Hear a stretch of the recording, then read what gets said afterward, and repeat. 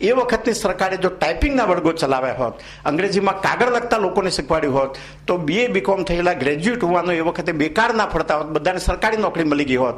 એને બદલે આવા બધા જ ટાઈપિસ્ટો, અંગ્રેજીમાં કાગળ લખનારા, સ્ટેનોગ્રાફરો, નર્સો બધી ગુજરાત બહારથી આવી. ગુજરાતને બહુ મોટું હિત થયું 1960માં. અને અત્યારે જ્યારે સેકન્ડ રિવોલ્યુશન ગુજરાતમાં આવી રહ્યું છે, ઇન્ડસ્ટ્રીયલ રિવોલ્યુશન અને ઔદ્યોગિક ક્રાંતિ અને ગુજરાતની પ્રગતિ, એ વખતે જો આપણે આપણી આવતીકાલની પેઢીને કોમ્પ્યુટર સેવી નહીં બનાવીએ તો હું ખાતરીપૂર્વક કહું છું કે એ દીકરાઓને કોઈ નોકરી આપશે નહીં. આપણે આપણી બેંકોમાં પણ ખબર છે ને, કોમ્પ્યુટર ના આવડતું એને નોકરી નથી આપતા. આજે આપણું બધું જ એકાઉન્ટિંગ હવે તો સિંગલ વિન્ડો થવા માંડ્યું છે, અને હવે અંગ્રેજીમાં લખતા વાંચતા ના આવડે અથવા તો કોમ્પ્યુટર ના આવડે એને અભણ કહેવાય.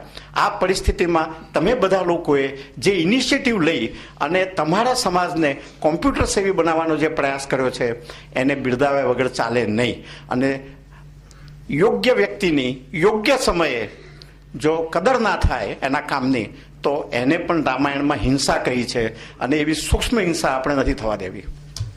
મિત્રો, તમને મારે એક હજુ બીજું કહેવું છે કે આ ફ્લડ આઈટીનું કામ જે તમે હાથમાં લીધું છે ને, એ ખાલી બેંકની નફા શક્તિ વધારવા માટેનું એકલું કામ નથી.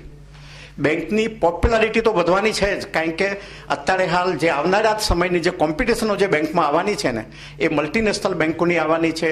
એ એવી બેંકો આવશે કે જેમને પરદેશમાં 2 થી 3% વ્યાજે પૈસા મળતા હશે. એ પૈસા લઈને તમારી જ બેંકની બાજુમાં દુકાન ખોલીને એ લોકો બેંક ચાલુ કરશે. સરકાર રોકી નહીં શકે. RBIને લાયસન્સ લેવાની એને જરૂર નહીં પડે. ખાલી એ જણાવી જ દેશે કે અમે અહીંયા ચાલુ કરીએ છીએ. તમારે બ્રાન્ચ ખોલવી હશે તો લાયસન્સ લેવું પડશે ને આપશે નહીં. એને આપ્યા વગર છૂટકો નથી, કારણ કે દેશની ઇકોનોમિક પરિસ્થિતિ એટલી બધી હદે કથળી ગઈ છે કે એમને ડોલર જોઈએ છે. ડોલરને માટે ગમે તે કરવા તૈયાર છે. અને આ પરિસ્થિતિમાં આપણી કોમ્પિટિશન જબરદસ્ત થવાની છે. આપણે માની લઈએ કે બેંકનો સ્પ્રેડ 3% રાખતા હોઈએ, 10% પૈસા લેતા હોય તો 13% ધીરતા હોય, 9% લેતા હોય તો 12% ધીરતા હોઈએ, 3% સ્પ્રેડ રાખીએ. એ લોકોનો મેન પાવર કોસ્ટલી હશે, હાઈલી ક્વોલિફાઈડ હશે, બધા MBA થયેલા લોકો હશે. એમનો સ્પ્રેડ 4 ને બદલે 5% બી હું ગણું તો એ 2-3%ના પૈસા 5%ના સ્પ્રેડ સાથે એ લોકો 7-8% વ્યાજે ધીરશે. આપણી દુકાન બંધ થઈ જશે. મિત્રો, આ પરિસ્થિતિમાં આપણને કોઈ હલાવી ના શકે એવી જો શક્તિ તમારે પ્રાપ્ત કરવી હશે તો આનું ચિંતન જ્યોતિન્દ્ર મામાએ સતત કરતા હતા. અમારી સાથે અનેક વખત એમણે આ બાબતની ચર્ચા કરી અને એમણે આવા મોડ્યુલ શોધી કાઢ્યા કે આપણે લોકોની લોકપ્રિયતા, લોકોની લોયલ્ટી, બેંક લોયલ્ટી વધારવાનું કામ કરવું છે. અને બેંક લોયલ્ટી આ પ્રકારની સ્કીમોથી આવવાની છે. તમારો ગ્રાહક, તમારો વિદ્યાર્થી જેણે તમારી પાસેથી કોમ્પ્યુટર લીધું હશે, એ કોમ્પ્યુટર લીધેલો વિદ્યાર્થી એમ યાદ રાખશે કે મને આ બેંકે પૈસા આપ્યા હતા માટે મારું કોમ્પ્યુટર આવ્યું હતું અને માટે મારે આ બેંકને વફાદાર રહેવાનું છે. આ વફાદારી. અને બીજું, તમે જે જાતની સેવાઓ કરો છો ને, તમારો ક્લાયન્ટ તમારે ત્યાં આવે છે, બીજે ઓછા વ્યાજે પૈસા મળતા હોય તો એ તમારે ત્યાં લેવા આવશે. એને ખાતરી છે કે આ મારી બેંક છે. એટલું નહીં, અહીંના બધા લોકો મને ઓળખે છે, મને નામથી બોલાવે છે, મારા વિશે બધું જાણે છે, મારી દીકરી શું ભણી રહી કે નહીં એની ખબર પૂછે છે. આ બેંક લોયલ્ટી ઊભી કરવાની જવાબદારી આવતીકાલના પડકારો માટે આપણે બધાને માટે જરૂરી છે. અને આશા રાખું છું કે આવતીકાલના પડકારોનો સામનો કરવા માટે આ જે તમે કામ કરી રહ્યા છો, આવા અનેક મોડ્યુલો ભવિષ્યમાં આવવાના છે. આ એક એવું મોડ્યુલ છે કે જેમાં બેંક કમાય, લોયલ્ટી પણ વધે. એના કરતાંય મોટું કામ એ થવાનું છે કે તમારા જે હાલના સભાસદો આવતીકાલે જ્યારે ઘરડા થશે ત્યારે એમનામાં આસક્તિ આવશે, એમની કમાણી બંધ થઈ ગઈ હશે, દવાઓનો ખર્ચો વધ્યો હશે, ડૉક્ટરનો ખર્ચો વધ્યો હશે, હોસ્પિટલાઇઝેશનનો ખર્ચો વધ્યો હશે. ત્યારે એમના બાળકો જો કોમ્પ્યુટર સેવી નહીં થયા હોય તો એમનું ઘેરપણ બગડવાનું છે અને એમનું ઘેરપણ સુધારવાનું આ કામ છે. આ કામ તમે જે ચીવટથી કર્યું છે એ બદલ ફરીથી આપ સર્વેને અભિનંદન, ધન્યવાદ આપી આપ સર્વેને અહીંયા આગળ આજના પ્રસંગે આવકારું છું. અને આપની ઉપસ્થિતિ એ અમારા માટે ગૌરવની વાત છે. આપે જે ધગશથી આ કામ ઉપાડ્યું છે એ ધગશને પણ ફરીથી બિરદાવી આપ સર્વેને આવકારી મારી વાણીને વિરામ આપું છું. જય જય ગરવી ગુજરાત, વંદે ભારત માતરમ. ખૂબ ખૂબ આભાર પટેલ સાહેબ. ખૂબ જ ઇન્સ્પાયરિંગ સ્પીચ આપી. આપણે આ ફ્લડ આઈટી પ્રોજેક્ટ દ્વારા એક સોશિયલ ઓબ્લિગેશન પણ કરી રહ્યા છીએ. વિદ્યાર્થીઓને કોમ્પ્યુટર સેવી બનાવીએ અને આવનારા સમયની અંદર ગુજરાતના વિદ્યાર્થી પાછળ ન રહી જાય અને સાથે સાથે પેરેન્ટ્સનો પણ કોમ્પ્યુટર જાણતા શીખે તો ભવિષ્યની અંદર તે લોકો જ્યારે એમના દીકરા દીકરીઓ ફોરેનમાં હોય એમની સાથે વાતચીત કરવી હોય તો કોમ્પ્યુટરની મદદથી કેવી રીતે થઈ શકે છે. એ કોમ્પ્યુટરથી આપણે એકબીજાની ખૂબ જ નજીક આવી શકીએ એમ છીએ. તો કોમ્પ્યુટરનો વ્યાપ વધે અને કોમ્પ્યુટરથી બધા પરિચિત રહે એવા સોશિયલ ઓબ્લિગેશનથી અને નોલેજ રિવોલ્યુશનના મિશનથી અને ડિજિટલ લિટરસી હાસિલ કરવાના ઉદ્દેશ્યથી ફ્લડ આઈટી પ્રોજેક્ટનું આયોજન કરવામાં આવ્યું. કોઈ પણ પ્રોજેક્ટનું આયોજન ફેડરેશન કરે પણ એની સફળતા તો જ્યારે કોઓપરેટિવ બેંકનો સાથ ને સહકાર મળે ત્યારે જ થાય છે. જો કોઓપરેટિવ બેંકો આની અંદર સાથ ને સહકાર ન આપે અથવા તો ન જોડાય તો ગમે તેવો સારો પ્રોજેક્ટ હોય તો પણ એ સક્સેસ ન થઈ શકે. આપણે જોઈએ છીએ કે ઘણી બધી બેંકોએ ખૂબ જ સારું યોગદાન આપ્યું.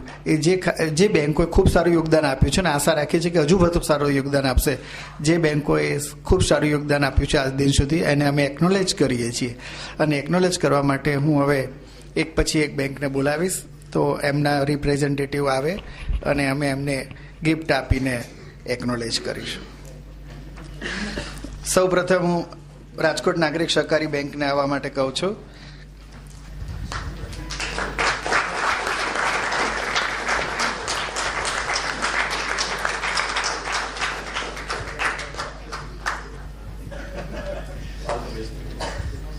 Ahmedabad mercantile cooperative bank NV Patel સાહેબ એમને ગિફ્ટ અર્પણ કરશે. Ahmedabad mercantile cooperative bank.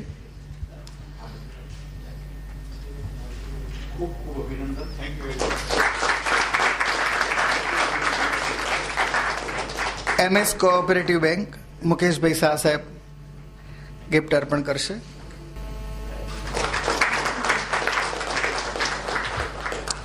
Nadiad peoples cooperative bank કલ્પકભાઈ દોસઈ ગિફ્ટ અર્પણ કરશે.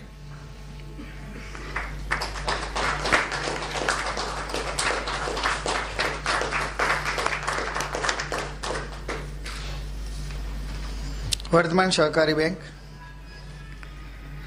RN જોશી સાહેબ CEO ગિફ્ટ અર્પણ કરશે. વર્ધમાન સહકારી બેંક નથી આવ્યા. Kalupur commercial cooperative bank.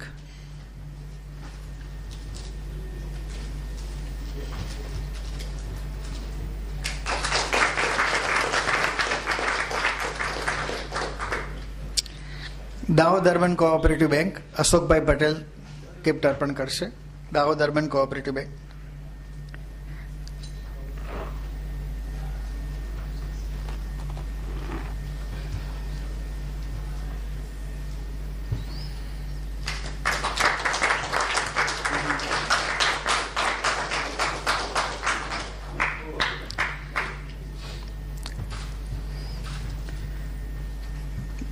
Gandhidham cooperative bank Adipur આવ્યા છે? નથી આવ્યા. કુકરવાડા નાગરિક સહકારી બેંક નરેન્દ્ર ગાંધી સાહેબ એમનું બહુમાન કરશે ગિફ્ટ આપીને.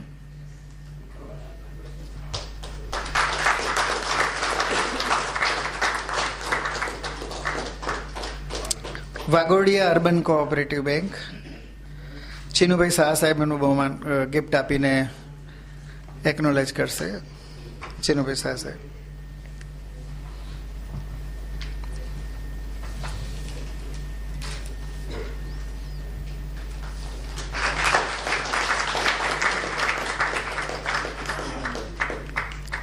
Cooperative bank of Mehsana. Cooperative bank of Mehsana નથી આવ્યા. હાંસોદ નાગરિક સહકારી બેંક. હાંસોદ નાગરિક સહકારી બેંક.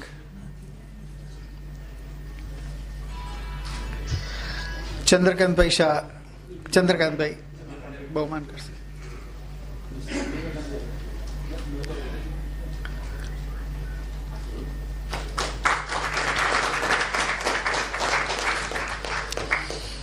બાલાસિનોર નાગરિક સહકારી બેંક. બાલાસિનોર નાગરિક સહકારી bank,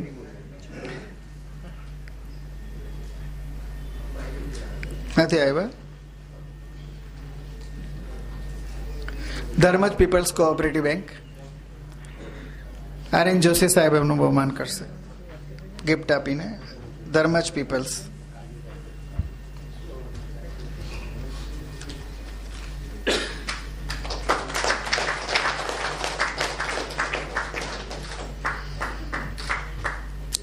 Dahod mercantile cooperative bank, Dahod mercantile cooperative bank, નથી આવ્યું.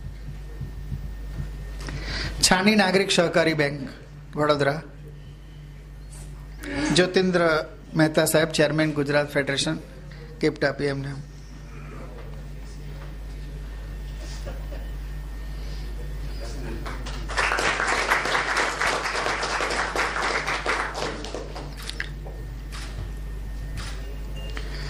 પાદરા નાગરિક સહકારી bank Padra Vadodara,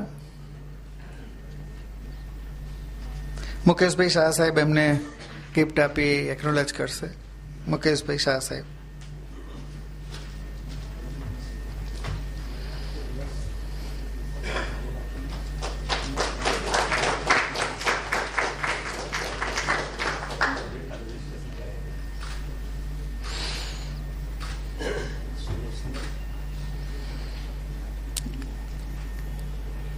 Jambusar people's cooperative bank Bharuch, Jambusar people's cooperative bank.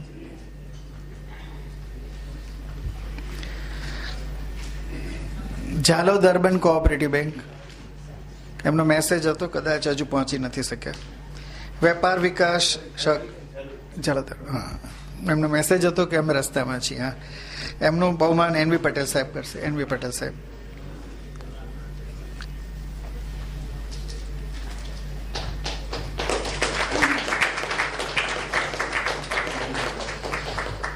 વેપાર વિકાસ સહકારી બેંક ઝાલોદ, વેપાર વિકાસ સહકારી બેંક ઝાલોદ,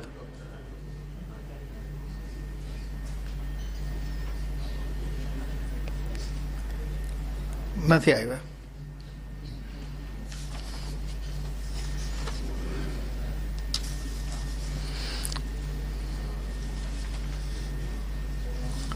આ સાથે આપણે અહીંયા ફેસિલિટેશનનો કાર્યક્રમ પૂરો કરીએ છીએ. સોરી, ફરગેટ ક્રેડિટ સોસાયટી,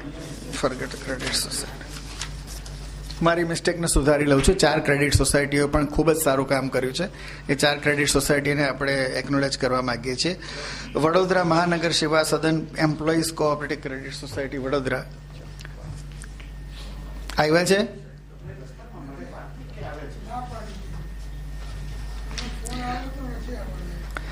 નથી. Daskroi taluka teachers cooperative credit society, Daskroi taluka, નથી આવ્યા. Shri Keshav cooperative credit society Junagadh, કલ્પકભાઈ દોશી સાહેબ એમને બહુમાન. કલ્પકભાઈ દોશી સાહેબ,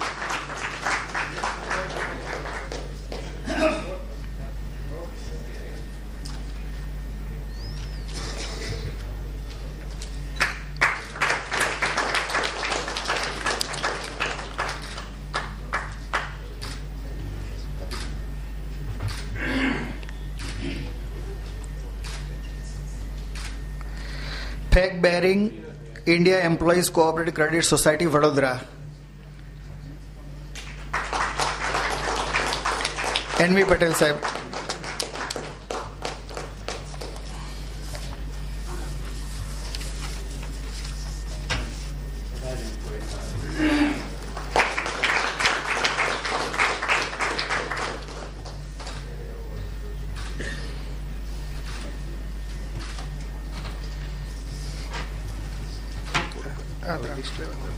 ના એટલે આ 3 બેંકોનો.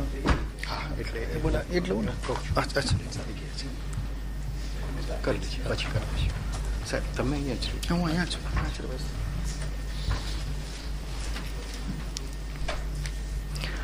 મિત્રો, ડાયસ ઉપર બેઠેલા બધા મહાનુભાવોએ ઊભા રહીને બધાને